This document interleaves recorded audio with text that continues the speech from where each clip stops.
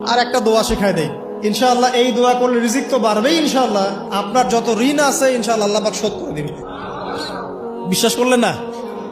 এই দোয়া শিখাই দিচ্ছি, এই জন্য আমাকে হাদিয়া দেওয়া দরকার, স্পেশালি আমাকে এখন হাদিয়া দেওয়া দরকার। এটা গুরুত্বপূর্ণ দোয়া শিখাই দিচ্ছি। আলী রাদিয়াল্লাহু আনহু বলেছেন, কোন ব্যক্তির যদি পাহাড়ের সমানও ঋণ থাকে, এই দোয়া যদি আমল করে আল্লাহ পাক ওই ঋণও শোধ করে দিবেন ইনশাআল্লাহ। ঋণ কেমন জানেন? ওই যে এখন মানুষ ঋণ নিচ্ছে 1 কোটি টাকা ব্যাংক থেকে, 2 কোটি টাকা ব্যাংক থেকে, হ্যাঁ, কত বছর, 10 বছরের জন্য, 20 বছরের জন্য বাড়ি করছে, তাই না?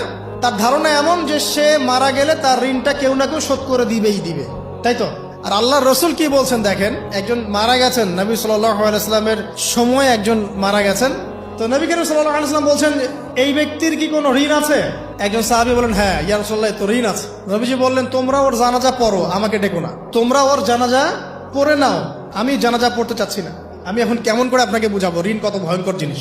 আপনি যে ব্যাংক থেকে 3-4 কোটি টাকার লোন নিয়ে রাখছেন, লাখ লাখ টাকা লোন নিয়ে বসে আছেন, দিব্যি সুখে বসে আছেন, এমন চিন্তায় যে আপনার মৌত হবে না। আর নবী সাল্লাল্লাহু আলাইহি ওয়াসাল্লাম সময়ে একজন মারা যাচ্ছেন, তিনি বলছেন তোমরা জানাজা পড়ে নাও, আমি জানাজা পড়তে চাচ্ছি না। মানে ঋণগ্রস্ত ব্যক্তির জানাজাও তিনি পড়তেন না। তারপরে একজন এসে বললেন, ইয়া রাসূলুল্লাহ, আমি তার ঋণ শোধ করে দিব, তার যা ঋণ আছে আমি শোধ করে দিব। তখন নবী এসে জানাজা পড়লেন সাল্লাল্লাহু আলাইহি ওয়াসাল্লাম।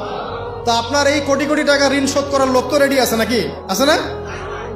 সমস্যা নেই, আপনার জানাজা পড়া হবে, আপনার মিলাদও হবে, আপনার একটা বড়সড় দোয়াও হবে ইনশাআল্লাহ। কিন্তু আল্লাহ পাক বলেছেন যে শহীদ, আল্লাহর পথে যুদ্ধ করে শহীদ হয়েছে, এই ব্যক্তির আত্মাও ঝুলে থাকে যতক্ষণ পর্যন্ত না তার ঋণটা শোধ করা হয়।